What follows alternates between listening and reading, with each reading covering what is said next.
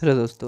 তো আজকের ভিডিওতে দেখতে চলেছে ইউটিউবে আপনি যে কোনো জিনিস সার্চ করেন সেটার যে সার্চ হিস্ট্রি হয়, আপনি যে প্রিভিয়াসলি যত যা ভিডিও ওয়াচ করে সেটার যে ওয়াচিং হিস্ট্রি হয় সেটা কেমনভাবে ক্লিয়ার করবেন এবং ডিলিট করবেন পার্মানেন্টলি। তো চলুন ভিডিও স্টার্ট করা যাক।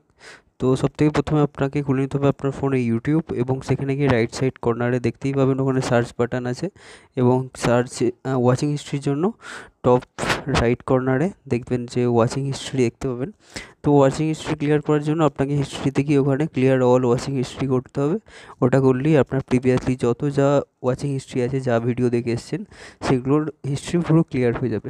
তো এমনভাবেই আপনি আপনার সার্চ হিস্ট্রি ক্লিয়ার করার জন্য রাইট কর্নারে সার্চ বাটন ক্লিক করবে, এবং দেখতেই পাবেন যেখানে প্রিভিয়াসলি যা আপনি সার্চ করেছেন সেটা ওখানে দেখাবে, এবং সেটি যদি রিমুভ করতে চান ওয়ান বাই ওয়ান পার্টিকুলারলি, তো সেটা ট্যাপ করবেন এবং রিমুভ করবেন। এই প্রসেস ফলো করেই আপনি আপনার সার্চিং হিস্ট্রি ক্লিয়ার করতে পারবেন।